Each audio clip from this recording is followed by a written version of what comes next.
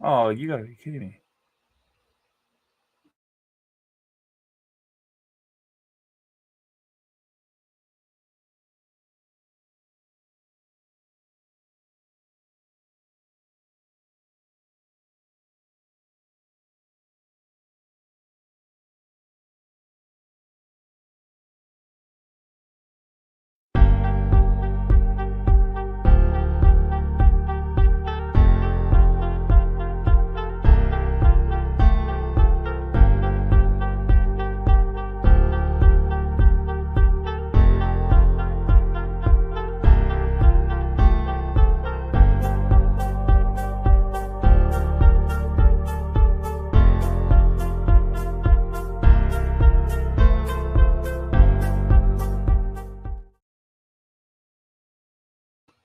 What's going on, everybody, and welcome back to the Sports Nerds podcast here on the 515 Podcast Network. I'm Brock Beirman alongside with Dawson. Dawson, it's been a while. How you doing? Have you been watching the Olympics? What have you been doing to pass the dog days of summers when the NBA is not going on? I mean, you got baseball, and I mentioned the Olympics, but what have you been doing to pass the time? Yeah, the last few weeks been watching the Olympic basketball. That's been a lot of fun. Watching some of the other sports in the Olympics that I normally wouldn't watch. I've been watching a lot of track. Track's been pretty entertaining to watch. Some of the soccer's been pretty good to watch. Other than that, been cheering on my Royals. My Royals have been doing pretty well this year. Better than expected. So now we got a shot at the playoffs after beating the Red Sox last night. So yeah, although it's been kind of a light summer, kind of a boring summer for sports. Um, can't wait for the NFL to kick off and college football too.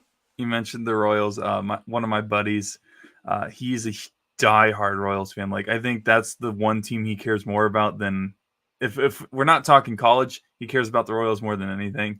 And huge Bobby Witt Jr. fan, and he sends us texts in our group chat every day about the Royals and the fact that this is the happiest he's been in a long time with the Royals. And he even set a specific day. I can't remember the day that he said, I haven't been this happy as a Royals fan since this certain day. And I think it was like 2015, 2016 or something like that. Probably when they won the World Series. Yeah. And like he 10 years sent ago. he proceeded to send the roster and the lineup for that day. And I was like, good Lord, how do you still remember all that? That's kind of crazy. And so, no, for me, it's been a chaotic July. I have been barely in my own bedroom, in my own bed.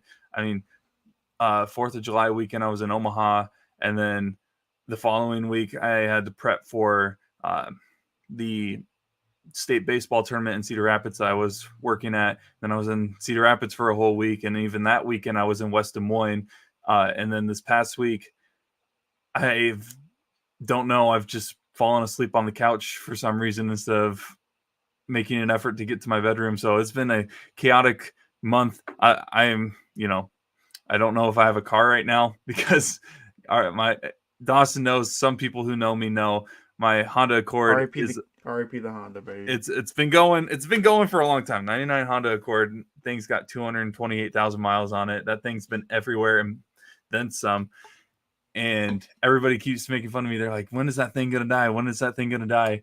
I have people that are like worried whenever I'm driving to go see them or something like that, worried about me even making it there. I know when I was on my way to West Des Moines, I wasn't sure if I was going to make it from Cedar Rapids to West Des Moines in that car, and somehow I did. And this week, it just decided not to start. And we're going to figure that out, and we'll see what that means for me and my financials. But yeah, as of right now, I'm carless. So it's been a great week. I'm prepping for my grad program research project or whatever that I have to do to graduate.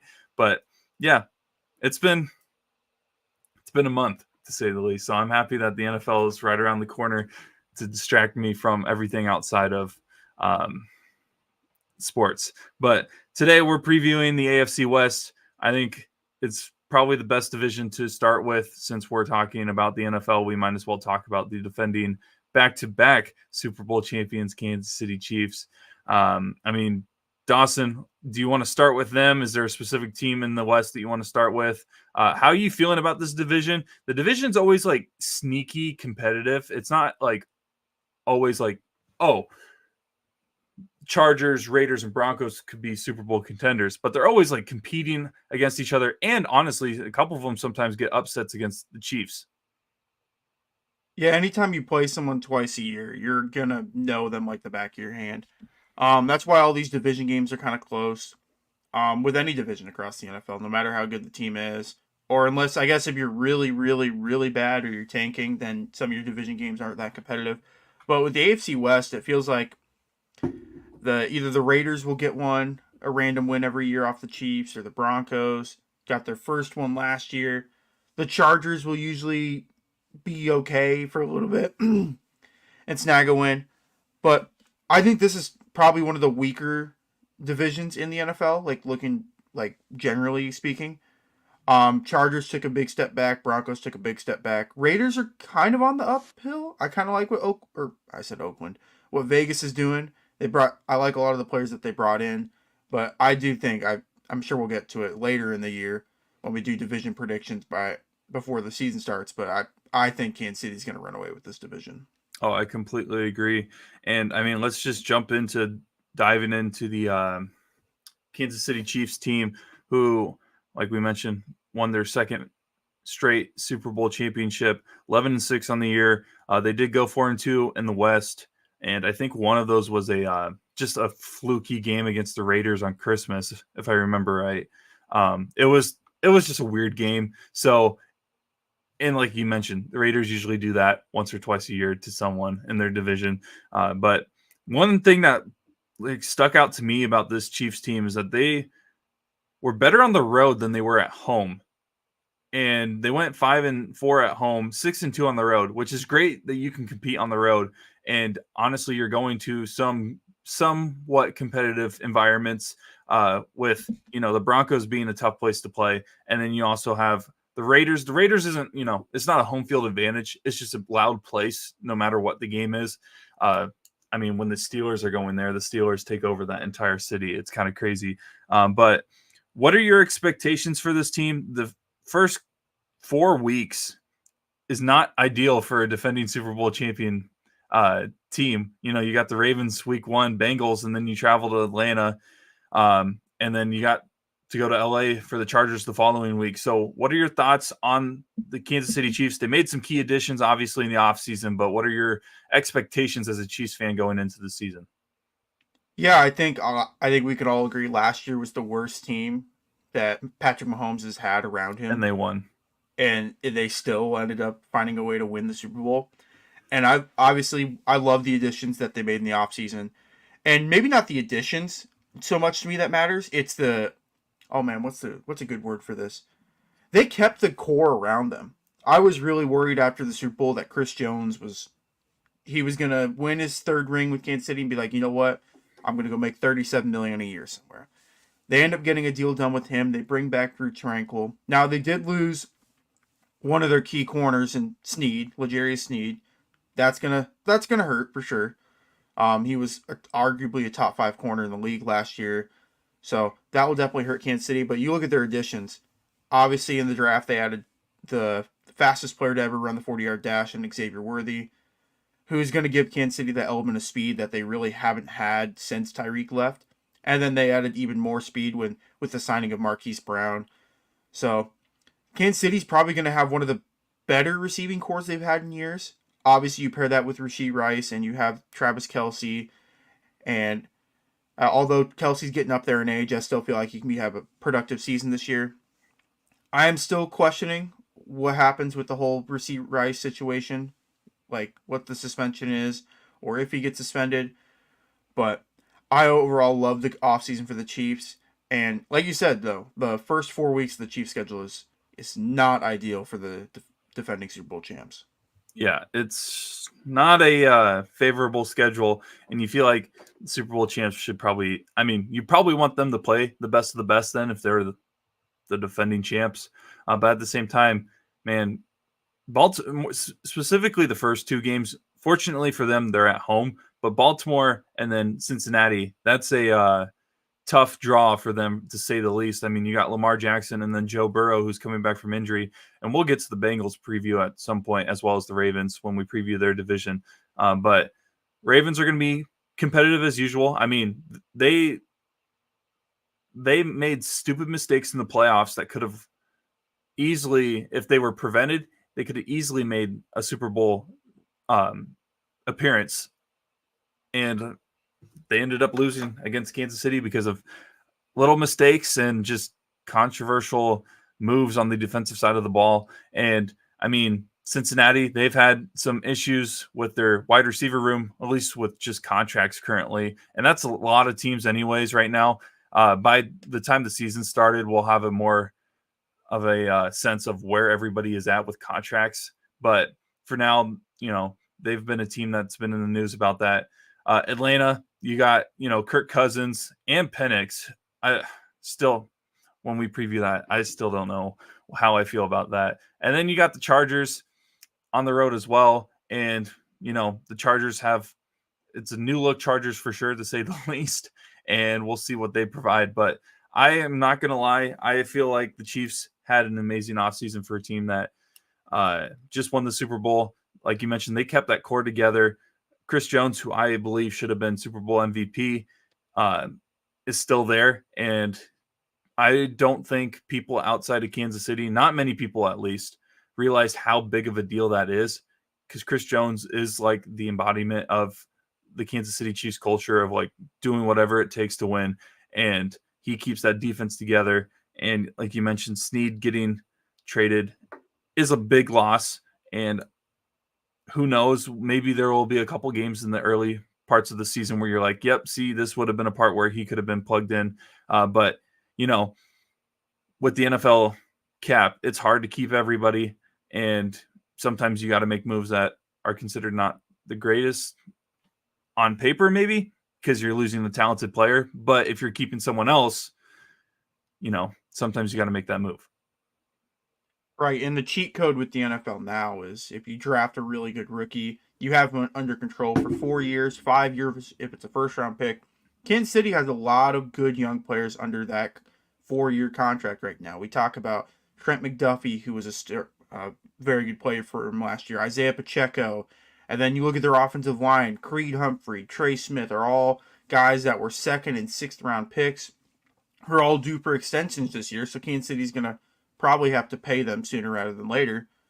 But that's why Kansas City's been able to be so successful the last 2 years is their ability to nail their draft picks. And I believe they nailed their first-round draft pick this year with Marquise Brown. And even their second-rounder, which won't get a lot of love, but it's a left tackle that could potentially start week 1 for him against the Ravens. So we'll see. If Kansas City keeps drafting like this, we could be in the same realm as the Patriots pretty soon. Yeah. And, I mean, you look at their schedule and you look at the talent on their team versus some of the teams that they're going up against. I feel very confident in this team that they will actually exceed the 11-win mark easily this season. I don't know where you're at confidence-wise, and I know it's a little more difficult being that you're a fan of this team, and sometimes, at least from my perspective, you want to be more, cautious when you're making predictions. But where do you kind of see this Kansas City team scheduling-wise finishing out with the record? Well, like you said, last year they won 11 games, probably one of their worst seasons. But I still think they can win around 12, 13 games. I think the most they've ever won in the Mahomes era is 14. That was the year, I think that was 2020 where they lost to the Bucks in the Super Bowl, but that team was plagued by injuries in the playoffs. Regardless, I think this team can easily win 12-ish games, 13-ish games. Kansas City usually drops one where it's like head scratching, where it's like, how did you lose this game, or why did you lose this game? Yeah. I feel like that could be a game like at the Browns or at the Panthers, like a trap game. You're not really preparing for them a whole lot, and you end up letting that one drop. But I do think Kansas City's capable of winning 12 or 13 games. I'd say 13 or 14. I'd say 14 is the ceiling, just because if Mahomes has anything like he was 2 years ago when he won MVP with this receiving core, I think they win 14 games. But if that defense truly misses L'Jarius Sneed and the receivers aren't gelling, we might start to look towards that 12 or 11 wins. Yeah. And, I mean, you watch Kansas City closer than I do, so maybe you have a better idea. When they play in the regular season and I'm not trying to like make any accusations or whatever, but like, do you feel like every game they walk into, they look like they want to play, they want to be there? Or do they sometimes give off Miami? I'm not calling them the Miami Heat because they actually win Right. Super Bowls and all that. But like Mhm. when you're a team that you're like, okay, our expectations is to make the playoffs. If somehow we don't make the playoffs, that is a bigger issue than anything else. So do you think they walk into every game being like, oh, we don't need to worry about this as much. If we lose, the media will run with it, but whatever. Yeah, I do think there's some element of that, just because it's not like college football or college basketball where like you have to win every game, and like losing one hurts your season a bunch, and the way you lose and how much you lose by is going to hurt your season and your ranking. In the NFL, it's like if you win 11, 12 games, you're going to be in the playoffs pretty much every single year. So as long as you can get to that number with as minimal injuries as possible and minimal as wear and tear as possible, I think you're set up for success. I'd like to think Kansas City goes in with a mindset every game of, hey, we're going to try our best, but I know the reality. I know week 12 when they go play the Carolina Panthers, they're probably going to take their foot off the gas, and maybe that game could be closer than we all think. Yeah. Um, when I looked at the schedule last night and considering all the additions that Kansas City made, draft picks that they made, I did like it's a very out there, like percentage wise. So I did like a 85% plus confidence that they would win, 55 to 79% confidence that they would win, a 40 to 55% confidence that they would win, and then 39 and less. And only one game went 39 and less, and that's the at San Francisco game, just because San Francisco is a very tough place to play in. And I mean, they're gonna want blood in that game. Let's be honest. And not that Kansas City's not gonna want blood too, because they love dominating opponents that are on their level. That's my favorite part about this team is that like when they're going up against competition that is on their level, they do want to win. So like Cincinnati, when they play Cincinnati, especially with all the things that have happened with them and Cincinnati over the years, them in Baltimore as well. Even Buffalo, Buffalo is not going to be the same team that everybody is expected Buffalo to be the last couple of years and has failed to reach. But like they care about that Buffalo game just as much as any other game. But that San Francisco game at right now, as we are live here on August 8th, is the only game that I have where they are below 39% in my confidence rating for whether they would win or not.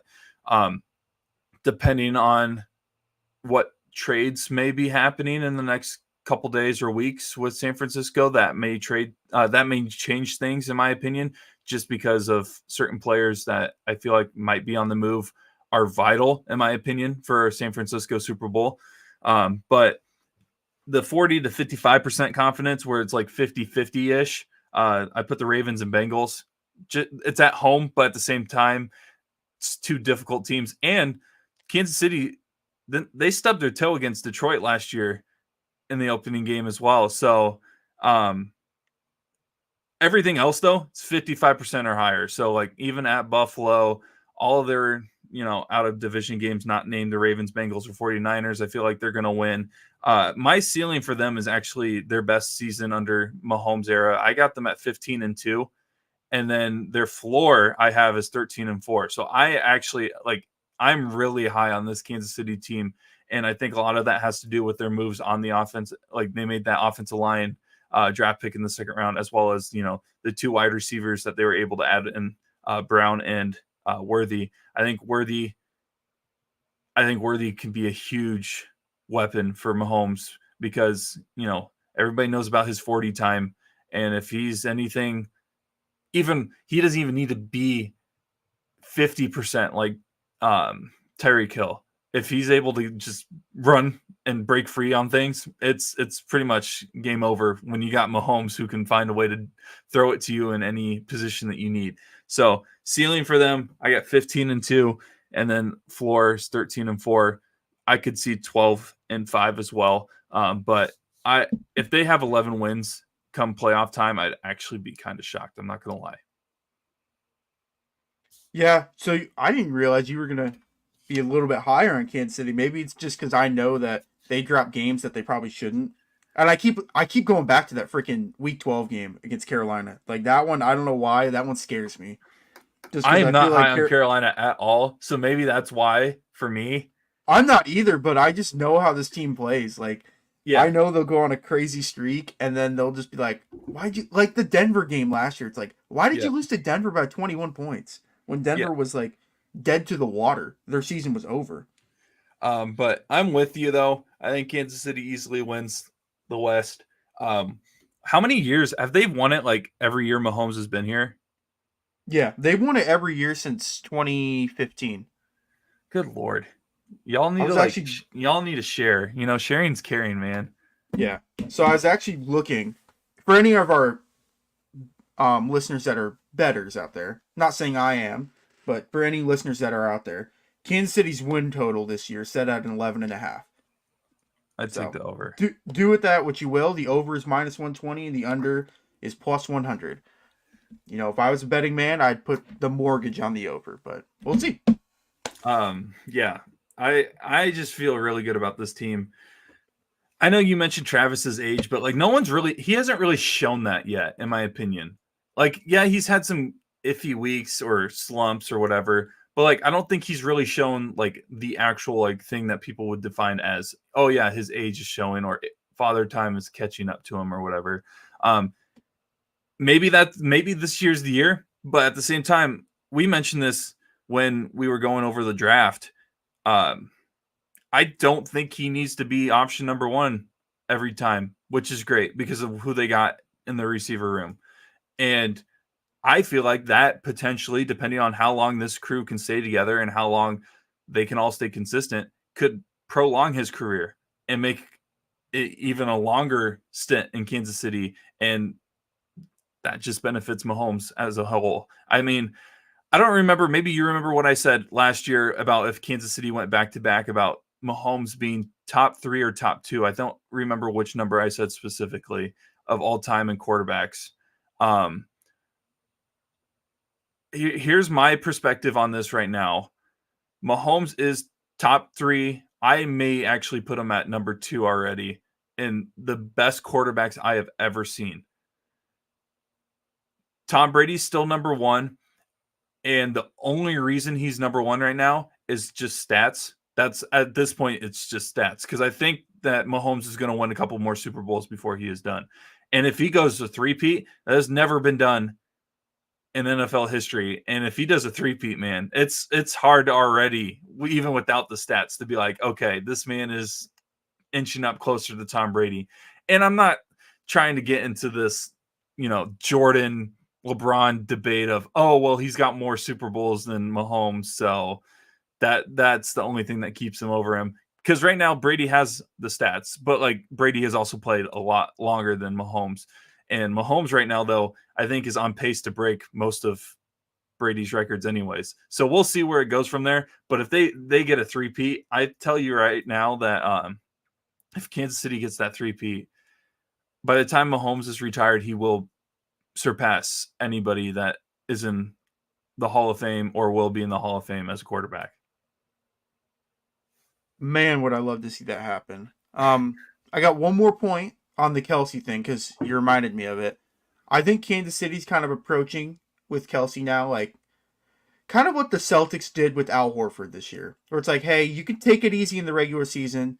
Like, we'll need you in some games. We don't need you in a whole bunch of meaningful games. But come playoffs, like, you're going to be our bet. We're going to rely on you a whole bunch. Is that kind of is that pretty accurate? I kind of feel like I think Kelsey's a better player than Horford at this point in their career. I just felt like that was a good analogy. It's a great comparison. Different types of talent level for sure. Right. But like, Al Horford. I just think Kansas City's going to rely on Hollywood Brown and Rasheed Rice and Isaiah Pacheco a lot more in the regular season. But when playoffs come around, it's like, hey, we know that Kelsey's 87 is going to be open every single time. Yeah, like why force it on him? Like why risk an injury? Not again. Now it sounds like I am trying to label them as the Miami Heat of the NFL. There's a difference. The Miami Heat, they legit just know they need to get to the play-in game. Kansas City tries to get the 1 seed because the home field advantage is a thing in the NFL. NBA may be different from town to town, but the NFL, no matter where the team is located, if they're in the playoffs, it's a tough place to play, especially if it's in Kansas City. Number one place, in my opinion, in terms of home field advantage. But Travis doesn't need to get 10 receptions a game, 100 yards, 2 touchdowns. Not that that's what he needed to get anyways in the first place, but he's still definitely, if we're looking at this fantasy wise, he's still definitely one of the top tight ends to get. But if you draft him, there's going to be a good chunk of the season that you're not getting as much of a production from him, because they don't need to, in my opinion, they don't need to throw it to him every time. And I mean, Noah Gray's not terrible either. He's a great second option at tight end. And so I don't know. I feel really good about this team, especially because they don't need to have Travis Kelce as the guy that gets thrown the ball 15 times a game. But next, is there a certain team that you want to talk outside of Kansas City first? Let's talk about the Chargers. All right. I'm fine with that.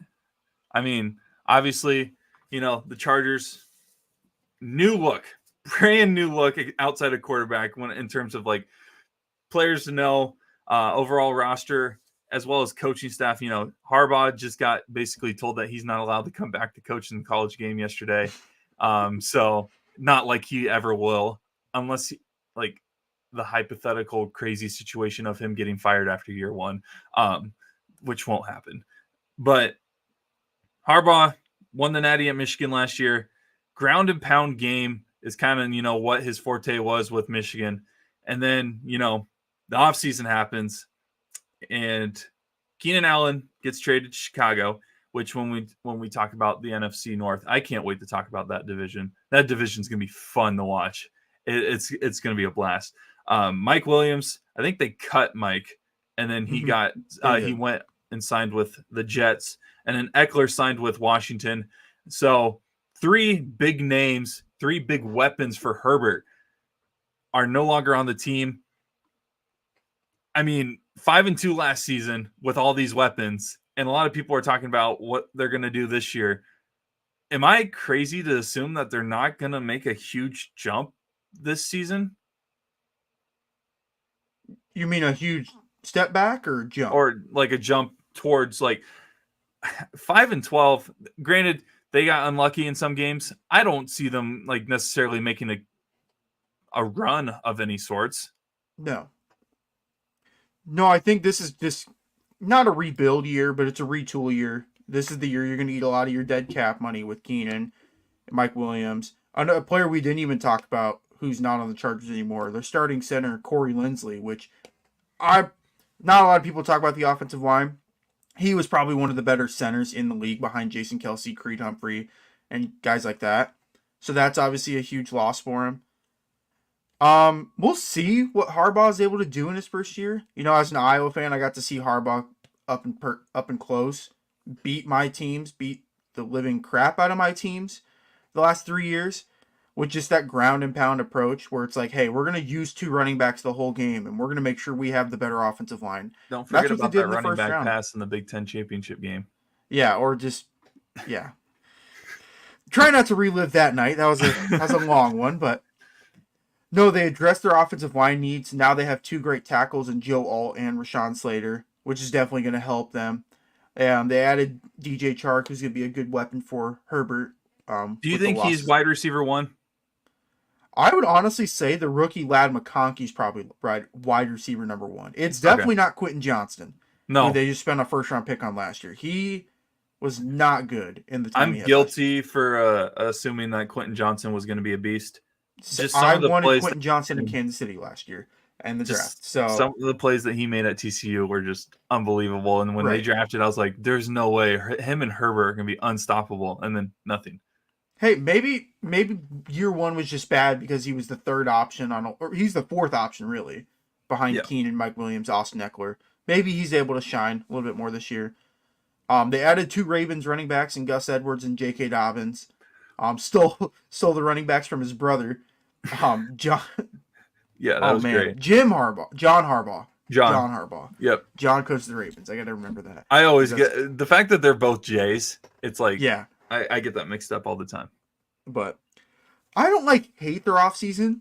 I think definitely next year they're gonna have a lot more cap space to be more aggressive. Did they sign Herbert to his deal this offseason or was it last offseason? I can't remember. Let me look that up. Real quick. Who's their primary ball carrier, in your opinion? I would probably say Dobbins right now. And then can you rely on Dobbins Probably not. Stay healthy?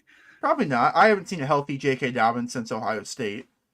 Yeah. That's 5 years? This team years? I'm not sold on. I think he signed a 5-year deal in 2023. Okay, so that contract's probably kicked in by now. He went from 10. So let me see real quick. Yeah, his base salary was $1 million last year. It's at 6, and it jumps up to 15 in 2025, and then it jumps up to 24 the following season. Right. So it's and no JK. I don't know if I can rely on him. Even Gus Edwards has torn an ACL before, so right. I'll never forget. I think he tore his ACL, and the day of, my buddies were sending me text the fact that they placed boatloads of money on a under rushing bet for him because they didn't take it off of whatever app they were using at the time. And so they all went in huge dollars amounts because it was going to have a huge payout of Gus Edwards under whatever his rushing yards was going to be. And they were so mad because it went the whole game. It never got voided until after the game. And they were so mad about that because they're like, there's no way that this is going to work. It's one of those. Vegas isn't going to hand out free money if they don't have to. No, they're going to blame an injury for the under on that stuff. Yeah. So I don't know if I can trust him or JK. I mean, and I don't. Yeah, this team. I get that they have Herbert. I get that they have Bosa, and they've made some decent moves over the offseason. Even looking at what I put down on their predictions and stuff, I don't know if they have a high ceiling, but also a low floor as well. That's where I see them right now. I only have 2 games where I'm 85% confident or higher, and that's at New England and versus New Orleans. And even then, I don't know if I can put New Orleans in there because they're 2-7 at home. And I mean, we talked about this before the season, before we even started recording. The odds of the Chargers having a home field advantage is slim. We just talked about how everybody has a home field advantage. This may be one team. If not, there's a couple others that has no fan base. SoFi Stadium, there is no home field advantage. The Rams kind of. It's grown. More so than the Chargers, but it's like, oh man, I'm trying to think of a mid-college with a mid stadium effect. It's like Arkansas. Does Arkansas really have that crazy of a home field advantage? I'm not trying to diss the whole state of Arkansas right now. Yeah, I get it. But I guess Missouri I am at the same comes time. To mind. Missouri, yeah, Missouri's a good one. Where it's if you go to Iowa State or Iowa, those are home field advantages. Those places get crazy loud. Yeah, I know Penn State, Michigan, all that, but no, I don't know if the Chargers or Rams have one. They should. I'm not saying San Diego was the best location for them because San Diego is a weird market, especially with all the other California teams that you have. I think if they were going to move, they should have been the ones that went to Vegas. Personal opinion. Oakland would have had to probably find something else to do in that situation, but I just don't think that they have a fan base or a following in the Los Angeles area. And even the Rams, I mean, they had a good following, the first couple years. I mean, they won a Super Bowl, that helps. But it's not the same because, the Rams have went there, left, and now are back. And so it's hard to build a following when you keep moving. And the fact that teams kept moving out of LA made no sense to me because it's a huge market. It's not a huge market for football, obviously, but that's probably it, if anything. But going to my little prediction side of things, those 2 games, Patriots and Saints, are the only games where I'm I can kind of pencil in a W for the Chargers. Above 50%, 55% and higher. at Panthers still could be a trap game. Who knows? Scary Panthers, bro. I might have the Panthers have more wins than I think. Because I'm thinking they're the scary team. Titans and Broncos. Titans at home and then the Broncos at home. I even put the Cardinals game as a 50-50 situation at Arizona. Not saying Arizona is going to be good this year. I'll get into that when we preview that division and that amazing franchise, which I mean, they got cotton candy burritos. I guess that's what they have going for them right now. I don't know if you saw that. Yeah, I did. That looks like diabetes. Like you just walk up looks there. Looks like America's what that looks like, bro. You just walk up and go, I want type 2. And then they'll be like, oh, okay, the cotton candy burrito. But anyways, so I put them at Cleveland, at Broncos, Raiders at home, Bucks at home, and at Raiders as like 50-50 kind of games. And then below 39% at Steelers. I actually do feel really good about the Steelers. I think the Steelers are undervalued in people's eyes because, that division, you got the Ravens and everything.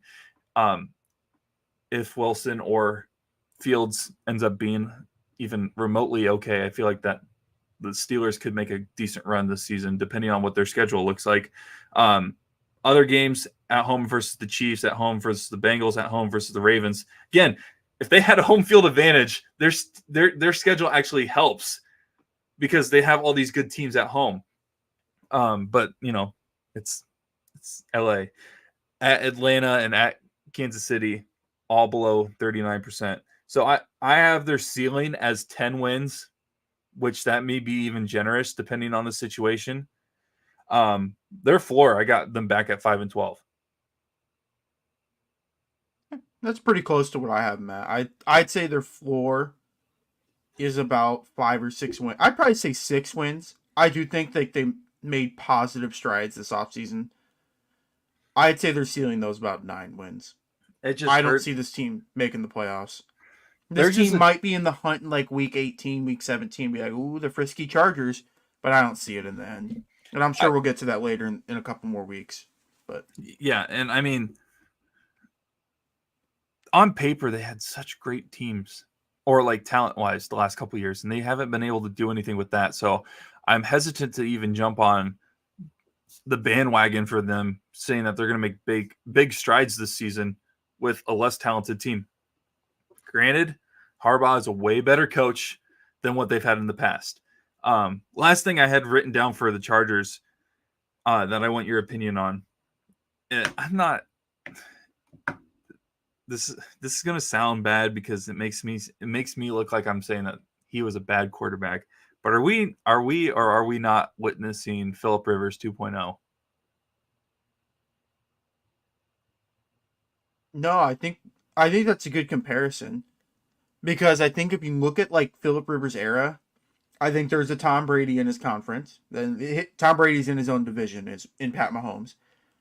The Big Ben is Joe Burrow, in my opinion, a quarterback who made the Super Bowl super early. Ben won his, but Burrow was a couple plays away from winning his. Lamar is Peyton Manning before he broke through and made a Super Bowl, where he just gets closer and closer and closer. Peyton Manning and Lamar being in the same. I know they're like stylistically, yes. nowhere even close. No, I'm just making a joke. I'm just making a joke. Yeah, I'm just saying, like, when you look at like their like career trajectories, is the word I want to use.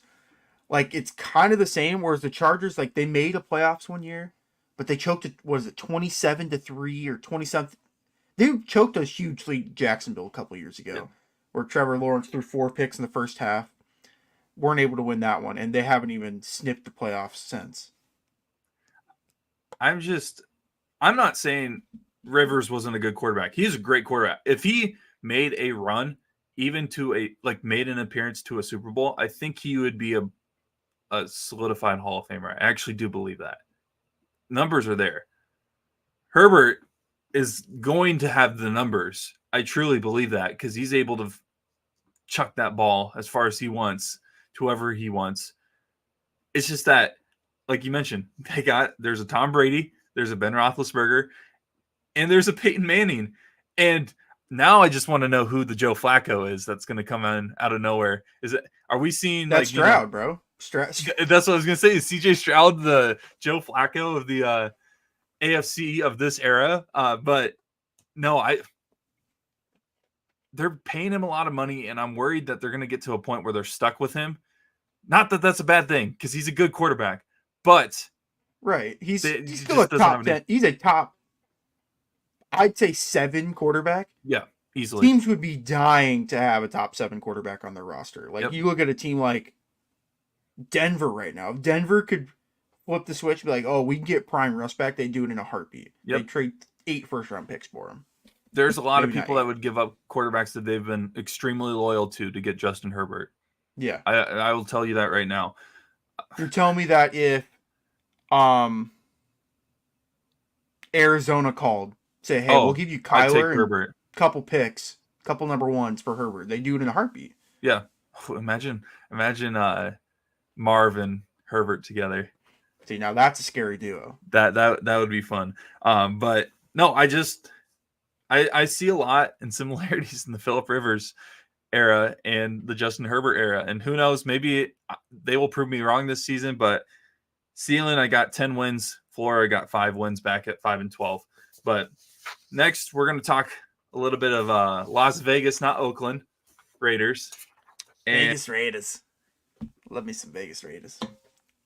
I mean, first of all, their graphic, it hurts my eyes. The blur, the font is cool looking. It fits the Raiders font style, but it bugs me. Anyways, that doesn't matter. They went 8-9 last year, 4-2 in the division, had a winning record at home. And I could say this year, this was the first year I felt like they actually started gaining a little bit of a home fan base. And I do think that Vegas has a good following for sporting events. I mean, the Aces have been dominant. The Knights, when they've been making runs in the playoffs and the Stanley Cup, they got fans like nothing else. So maybe it'll continue to grow. Key additions, I actually put Antonio Pierce, the new head coach, as a key addition because they went 5-4 with him as the interim head coach. And 5-4 is not necessarily a huge thing, but that situation that the Raiders were in or what he stepped into was a mess. And I mean, we can get into, Devontae Adams. I don't know if you watched the receiver documentary. That season, he did not look like he wanted to be there. Didn't really like Jimmy Garoppolo, it sounded like. But what are your thoughts on the Raiders overall heading into this season? Do they make big strides? They didn't really make a huge jump on a quarterback like I may have thought they would. They signed Gardner Minshew to a 2-year deal. I don't think he's going to be the starter, though. I think Aiden O'Connell, I think is his name, will be the QB1 for the Raiders. But what are your thoughts on the Raiders heading into the season? Real quick, I think the reason they haven't signed a quarterback yet or have made a huge move for one is I think they're keeping an eye on Dallas, see what's going on with Dak. I'll just leave that out there. Dak's on the last year of his deal. But what's going on in Las Vegas? I don't have nearly the credibility that Brian Windhorst does to pull that off. But if we come back and it's March of 2025 and we see Dak Prescott's a Raider, then maybe I am Brian Windhorst. But no, there's Joe Flacco. If he gets traded to the Raiders, there's Joe Flacco. There it is. I really like some of the additions that they made in the offseason. Christian Wilkins is going to be a force for them on the defensive line. Their defense is going to be good. Yeah, they got him, Max Crosby. They have the first-round pick from last year, Tyree Wilson, who should be better. Didn't really have a great rookie year, but obviously probably should progress and develop into a better player. First-rounder, they were able to go with Brock Bowers. I didn't really love the fit with Bowers going to the Raiders, but Bowers was arguably a top 5 talent in the draft. The fact you were able to get him at 13, I think, really helps. You still have Devontae Adams. You have Jacoby Myers. You lose Josh Jacobs, which hurts because Josh Jacobs was an absolute force for them the last few years. He struggled a little bit last year, but yeah, I agree. Right. Is it Zamir White? Is that their starter? I don't even. I haven't been keeping up on Raiders running backs depth chart, but no. And obviously, I think best of all, they were able to get rid of Jimmy G. Which don't know why they signed Jimmy G to that contract to begin with, but the fact they were able to get off of him, and from what it sounds like he's going to get cut from the Rams because he's been so bad at camp. But man, who would have thought? Belichick made this guy look like to be the next big thing. No, Took you say, the 49ers to the Super Bowl, yeah, well, but outside of that, you say that, but my buddy, who you know too, Braden, yes. diehard Niners fan, he knew that Jimmy G was not in as soon as that first Super Bowl. As soon as he overthrew Emmanuel Sanders, he's like, "Yep, I'm done." And then he still had to put up with Jimmy G for another 3 or 4 seasons. It's He, rough, he, man. yeah, I couldn't imagine. Could not. Well, yeah, I couldn't imagine. Real quick though, Zamir White is, I think, the number one running back. Alexander Madison right behind him, and Ooh, then that's right. Amir Abdullah, former Oh Nebraska man, standout. I haven't that heard is that a name in a name I while, haven't heard in a while. Man, but I forgot about that. Didn't he used to play for like the Lions and like the Vikings? I yep, don't know I why I think remember him with those I remember teams. him getting drafted to Detroit, and I was like, Detroit's back. They got their running back because he was amazing in college. Dude, he was but a dog at Nebraska. that's a lot of those running backs. That was the first time like it really hit me growing up of like just because you're an elite running back. I've seen it in quarterbacks all the time, but just because you're an elite running back in college does not mean whether or not you're going to be a good NFL running back. And I don't know if he stayed all 4 years at Nebraska, but like, you know, I But just I don't know. And losing Josh Jacobs, he was such a Swiss Army knife for that offense. I don't think people are going to realize how big of a loss he is and how big of an addition he's going to be to Green Bay. And Devontae Adams, his days as a star are numbered. Are his days as a Raider numbered, in your opinion? I think he's gonna stay a Raider this year. I know there's always the possibility of him going to the Jets, play like one more go around with Rodgers. I just think that he's content with the money that he's making. Maybe he asked for a raise, but he's making 30+ million a year. And Aiden O'Connell was good. Like he was throwing the ball to Devontae, unlike Jimmy G, who was overthrowing Devontae every play. But I think he'll stay. I think he'll be content. Now, if we get to week 4 or week 5, which I guess with their schedule isn't really possible, but if they're 1-4 and they're struggling, maybe that's when we hear the rumors of Devontae's like, hey, trade me to New York right now because I want to go play with my buddy Rodgers. But Does he have a no trade clause? Do you know? I wouldn't think so. They don't really hand those out in the NFL as much Oh as they do yeah, in the NBA. duh. I think the NBA I think there's only 2 players in the NBA with one anymore. Because people that have learned. It's Bradley Beal and LeBron. 2 of the most like LeBron makes sense. But Bradley Beal, it's because when he signed that stupid Supermax with Washington, and Washington was desperate. Now look at Washington. Yeah. At the bottom of the barrel of the NBA. I don't know. I went back and forth on whether or not I put the Raiders at number 2 or number 3. I feel like their window for like where I could see them finishing is a lot closer than the Chargers, just because I feel like there's not a big jump that they could take. I have a lot of their games below 39% in confidence at Baltimore, at Rams, Chiefs at home, at Bengals, at Dolphins, at Chiefs, Falcons at home, and Jaguars at home. I have all of those as probably losses. 85% confidence or more. Panthers and Broncos. I love that you keep talking about the Panthers being a sneaky game. Hey, maybe the Panthers don't finish last in that division. But I keep putting them as like almost automatic W's in my paper. And then like I could see them upsetting the Browns and the Texans because they're at home. I could see them going to New Orleans and getting a W. The Steelers, depending on the situation. But I got their record around 8-9 wins as their ceiling, and then their floor, I think 5-6 wins. So similar to the Chargers, I just think the Chargers probably could do more with their season than the Raiders, and that's strictly off of their quarterback. You nailed it. That's exactly what I was going to say. The reason why the Chargers may have a chance of winning 10 or 11 games is because of Herbert. The reason why the Raiders won't really have a chance of winning 10 or 11 games is because they're quarterbacks. Now, don't sleep on Minshew Mania. Minshew Mania almost led the Colts to the playoffs last year, and the Colts weren't like they were okay. They were like a good team. They weren't anything crazy, and we've seen Minshew his rookie year in Jacksonville do well with that team. So I wouldn't completely rule the Raiders out. I do agree that I think they finished second in the division behind Mhm. Kansas City. I would say their floor is like 7 wins and their ceiling is like, man, part of me wants to say 10, maybe 9. Well, I'll stick to 9. I'll stick to 9. 10's too ambitious. 10 means they have to really upset someone in the division. And maybe they Mhm. take a game or two off Kansas City or take a game against like the Ravens when they're not supposed to. But I'm looking at the big board for 2025, the NFL draft, and like, there's not anybody really standing out to me that would be like, yeah, I'm gonna take a risk or like trade up for. Sanders might be someone to keep an eye on for them. Obviously, Quinn Ewers, depending on his season with Texas. Carson Beck is someone, obviously, with Georgia. He's going to have a winning pedigree with him by the end of the year. But I don't know. Maybe they have someone already on the radar for next year. And depending on how the season goes, I think the transfer portal will help a bunch of quarterbacks this year. I think Dylan Gabriel will have a good season with, I think it's, Oregon. Cam Ward's in Miami now. DJ Uyunglele is at Florida State, which, how does that guy still have any eligibility left?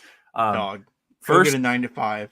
one of the That's all I'm first, gonna say. yeah, I agree. One of the first podcasts I ever did with our original 515 Sports Pod crew. I thought it would be a genius idea to pick Clemson's DJ Uyunglele as my Heisman winner in 2022 or 2021. I can't remember which season it was. And boy, I was wrong. I was off that in the first 2 weeks, and it was embarrassing to say the least. Yeah, I don't really have much else to say, but DJ, didn't he play at Oregon State last year? Yep, And didn't and they he was do, like, actually pretty okay? good. Yeah, we'll see. He's on a way better team now at Florida State, but Yeah. I don't know how Final we got on the team, conversation of DJ. I always mess up his name. I'm not even gonna try. I think Pronounce it's his last name. Uyunglele. I don't know. Yeah, I have a nickname for him when he plays bad, but I'm not gonna say it on the podcast. But Final team, Denver Broncos. Broncos country. The Russell Wilson era let's is cry. Yeah, let's cry. Wilson era is over. I think they're still. I don't know how the trade stuff still works. Like, aren't they Oh, still? they're still paying for, him this yeah, year, next year. If that's what you were saying. Yeah, that's something to say the least. They're paying him $45 million a year to stay away. I would love to get paid $5 million to stay away. I'd like to get $10 to be told Yeah, to stay away. Can I get a Subway sandwich every once in a while to stay away? But no, they. Yeah, I'm sorry. Subway sandwich really got me there. But they have moved on from Russell Wilson. They got Zach Wilson. I don't know if that's a upgrade. I mean, they went from one Wilson to another.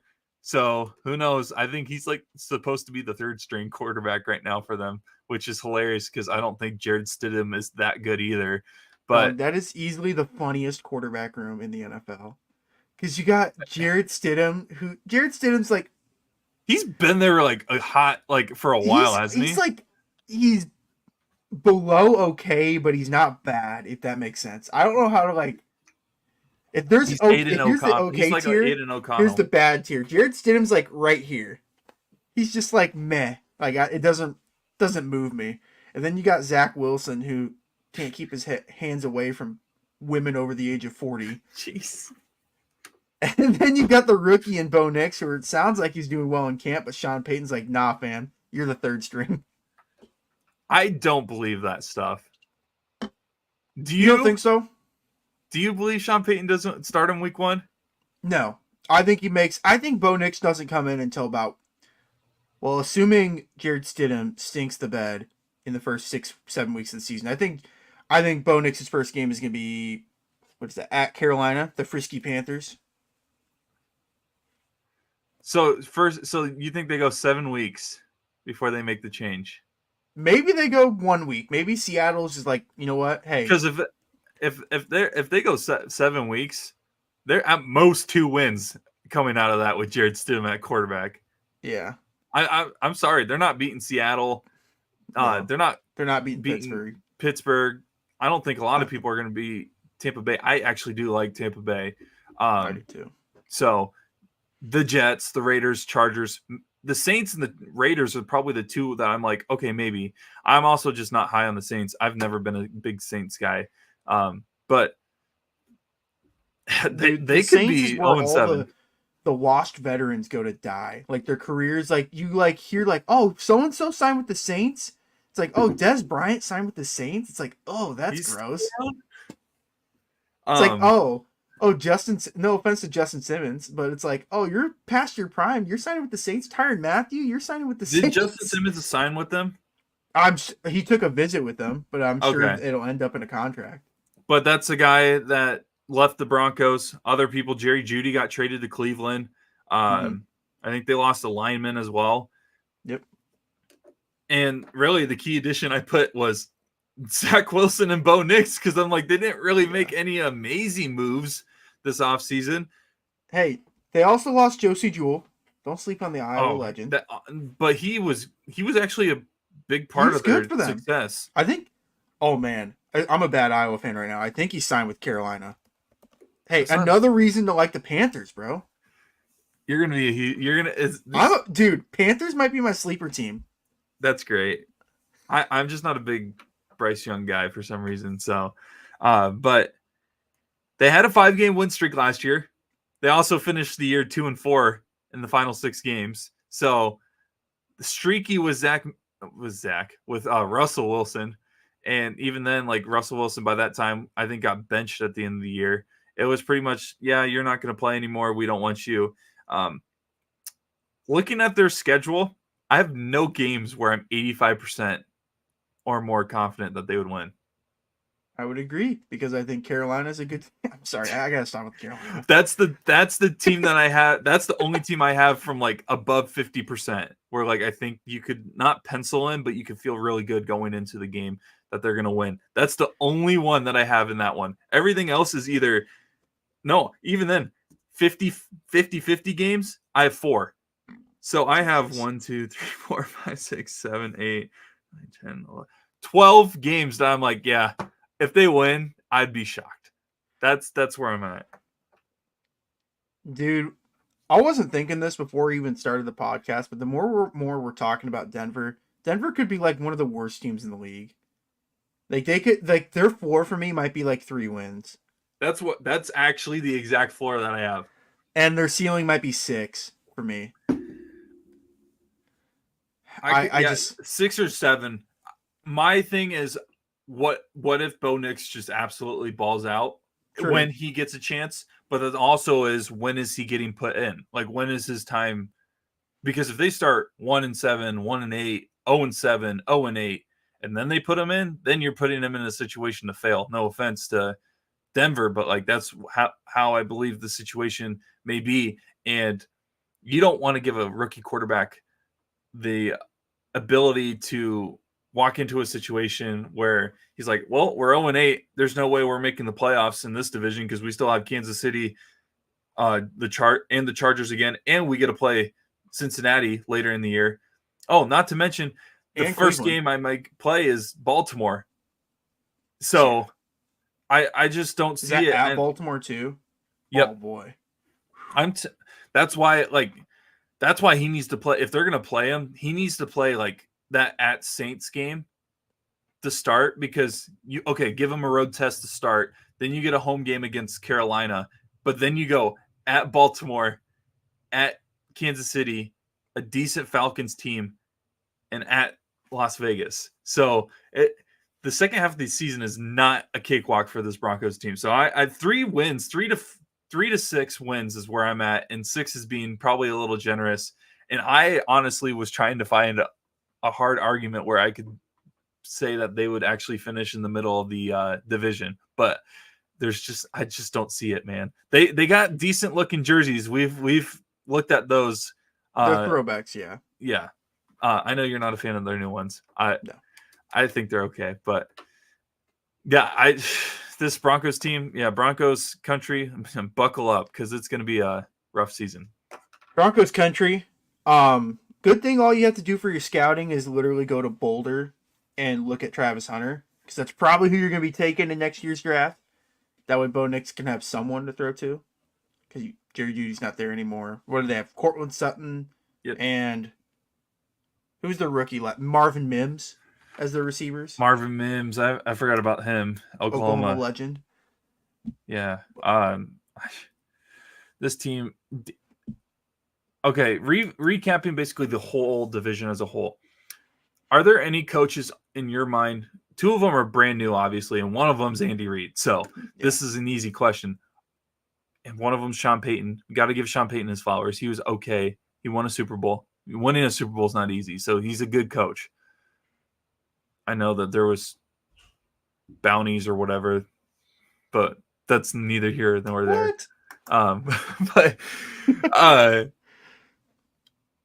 is there a coach that you think could get fired after this year in this division?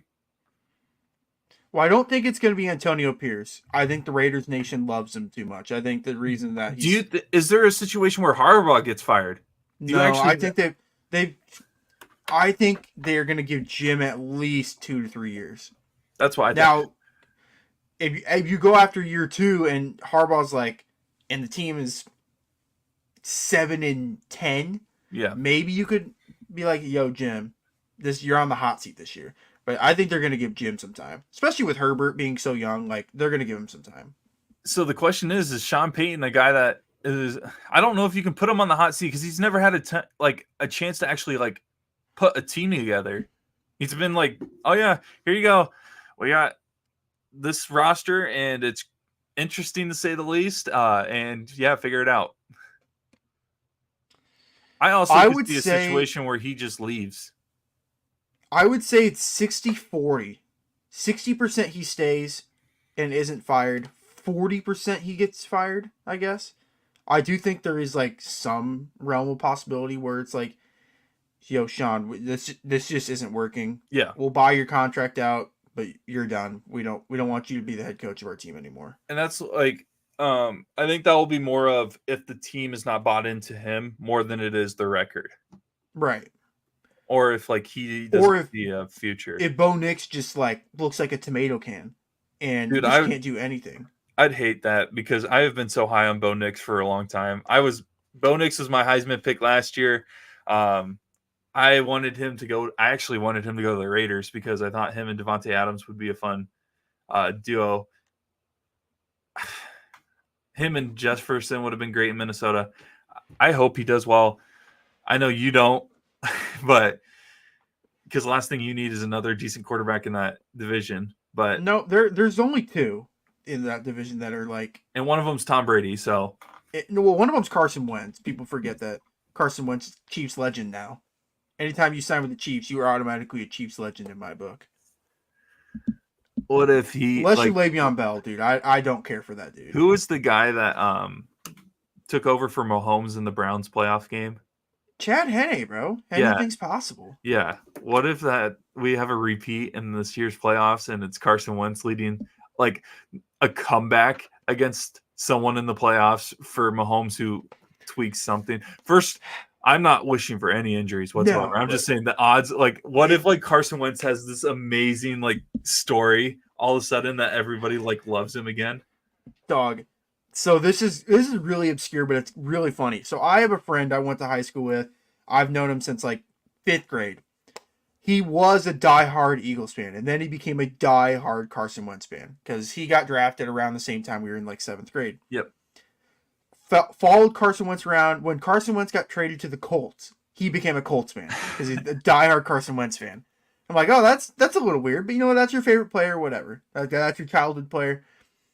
Gets traded to the Commanders. He starts buying Commander stuff. I'm like, that's odd. I don't know anyone that buys Commanders merchandise. I do know one Commanders fan, and it's kind of weird, but they're from the DC area, so it makes sense.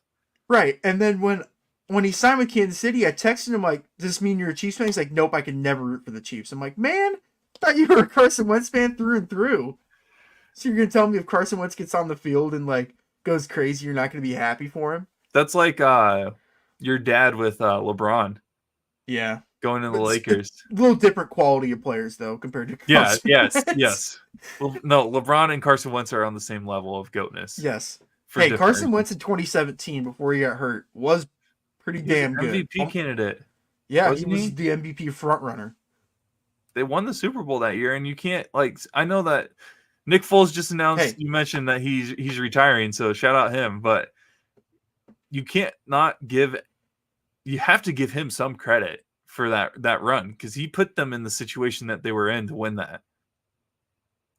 And of course, other things happened. Nick Foles had a great run, and the Patriots honestly just craft the bed that, like, oh my gosh, there's always that graphic that shows up from like the NFC and AFC championship weekend of like, have you know what I'm talking about? Yeah, Of it's the four quarterbacks that it's like Tom Brady, and then it goes Case Keenum, Blake Bortles, and Nick Foles. And it's And like two of I guess all four of those guys aren't in the league anymore. no, and it's like what kind of year was that? We like just. Dog, we are blessed with the quarterback talent that's in the league now. Because even look at last year. I mean, Purdy's a good quarterback. He made the NFC chip last year. Jared Goff has had a career resurgence. He's better than Nick Foles, all those other guys, except for Brady, obviously. And then the AFC, you have Lamar and Mahomes. Like, that was a good conference championship weekend. I don't know what the hell was going on in 2017. Was it 2018? Whenever those years the Eagles won the Super Bowl, I just that graphic is one of my favorites because it Yeah. always gets brought up around the NFC AFC championship weekend, and it's just a great reminder of where we're at now with this amazing talent. Where who knows if any of them are going to be able to get Super Bowls because right now the Chiefs Kingdom has the Super Bowl trophy basically on lockdown until someone can prove me different.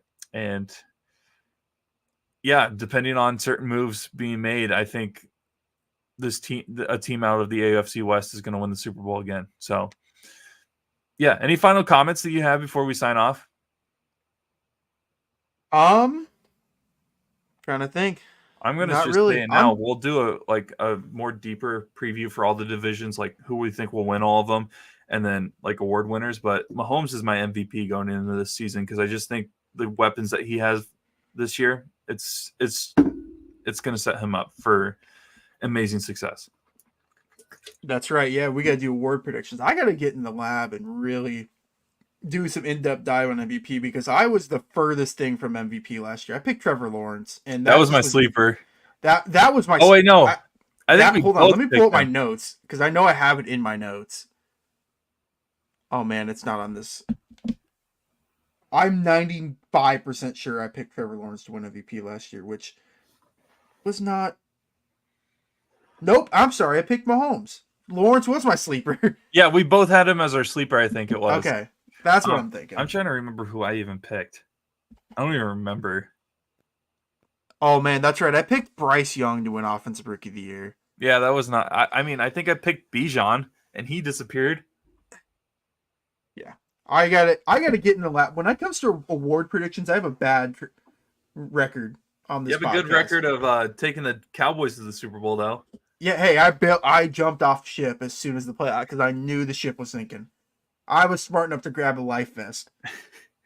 Hey, you did predict the playoff Super Bowl run, though. We did. I mean, we both picked the same matchup, but just picked different teams for different reasons. And now I owe you a meal because of that. So we'll have to figure out that. Looking back at these award predictions, I hate all of these. Like, there's not one that I'm like, I guess I picked DPOI. Because Myles Garrett won it, right? Yeah. Yeah, that's the only one I got right. I missed on Tyreek Hill. I missed on Lamar. Who won? Well, Tyreek got hurt, didn't he? No, didn't Tyreek won the award? I thought. Oh, I was gonna say I thought you got. Oh, I thought you said you picked Tyreek. Sorry. No, Tyreek is my sleeper. Oh. And I didn't pick him as my actual one. And then I picked Will Anderson, which I don't know how good. I'll have to look to grant the all 22. Look at some Will Anderson tape, but yeah, I'll have to. I'm terrible with award predictions. I mean, hey, for those of you that watch the hardwood combos, you know what I mean when I'm bad with award predictions. Shout out Scoot Henderson, bro. Scoot Henderson, baby. Shout out Scoot. Hardwood Combos legend. He's officially in our first inductee to the Hardwood Combos Hall of Okay, Fame. I got one more thing to add, and then I'll be done. So before me and Brock decided to do this podcast, me and my couple of my buddies did one like 3 years ago, and we were doing the same thing with award predictions, like who do we think is going to win. I'm putting my buddy on blast, and he's going to know if he listens or watches this episode. And so I sent him over. I'm like, hey, who do you think is going to win Most Improved Player? Kind of a tough award to figure out, but he sent it over to me, and I'm like, dog, this is typo or what is this? He said that this was the 2021-2022 season, I think. He picked Jordan Nwora to win the Most Improved Player. I don't even think Jordan Nwora is a pacer now, I think. He's not even a Buck. He's like, the reason I picked him is because my roommate always hypes him up. My roommate's a Bucks fan. I'm like, okay, I guess. I think he's in Toronto now. Oh, he's in Toronto? See, I didn't even... Shout out Jordan Nwora. That's the only thing I had to add. But so 2021-22 season, right? Yeah. He did play that's the most he's ever played. He played 62 games that year. Hey, wasn't too far off, but hey, shout out Braden if you're listening to this. I just put your most improved player prediction on blast. Averaged a whopping 7.9 points, 1.0 assists, and 3.6 rebounds. So don't forget 0.3 blocks. That's most improved player right there. Whew. Give him. Who knows if he wins it later in his career? Clip this. That would be great. Put this out in 5 years. I mean, when Scoot Henderson wins MVP. Oh man, I'll buy a Scoot jersey if that happens. I'm so serious. That would be great. So that's first episode of the 2024 NFL season for us, previewing the AFC West. Basically, we both have Kansas City running through the competition in this division again. Maybe some upsets here and there. Denver is going to be the bottom of the division from our expectations, but we'll see what happens. Is there a division you want to do next, or I like the NFC North? You want to do that? Or should we stick with conferences and just finish out the? We can jump around. It's not. Let's do NFC North then, because that division I have a lot of opinions on. I do too. I think I have some hot takes. I'm not gonna lie. So it's gonna be fun. I'm actually, Caleb Williams and the Bears to the Super Bowl. Maybe that might be in the future. We'll see. For me, that one's a little bit of a stretch. If that's you, that's you. We'll see. I mean, still got time. Everything that I've seen, it seems like they actually got someone that may be able to put 30 passing touchdowns. Aren't they the only? Is it 30 passing touchdowns that they're the only team to not have in a season? There's some like a 4,000-yard passer. Which 4,000 yards in today's game means you're averaging what, like 220 yards a game? You need that to win. Right. Like, you can't be Iowa, okay? You can't have 80 passing yards a game and expect to win games. Not in the NFL. Yeah. Good Lord. I can't get over the Jordan Nwora comps. I had to throw that out there as soon as I brought up my award predictions from last week. Maybe we need to reach out to him before the NBA season and ask who we think his most improved player is going to be. You know what? I'll shoot him a text. That'd be great. Oh, that's awesome. Jordan Nwora. You should get him a Jordan Nwora jersey. Maybe off DHgate, bro. I'm not buying him a legit Jordan Nwora. And it's got to be a Bucks one. Oh, yeah. It can't be a Raptors one. And then you should, like, on the back of it, like, stitch in, like, his season stats from that year and put 2021, 2022 most improved player. That'd be great. Oh, man, I might have to. All right. Well, we're going to sign off here. We'll be back next week. Maybe we might drop 1 or 2 episodes next week. Since the NFL season is coming up, we might need to start shooting these out a little more. It might be a situation where we go live next week for 1 episode and then we record the rest of our other episodes, or a handful of other ones that we can just schedule.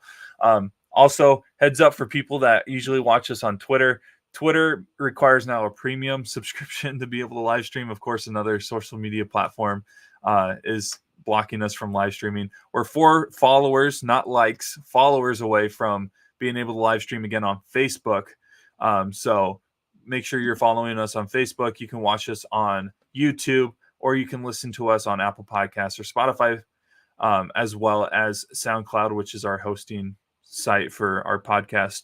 But at the same time, we'll figure out Twitter. Hopefully we might be able to stream again. We'll have to figure out what the prices are on that. If anybody wants to sponsor us, let us know. But for now, I'm Brock Beirman alongside with Dawson Livingston. We are the Sports Nerds. The NFL season is upon us. We'll see you next week with a couple more divisional previews.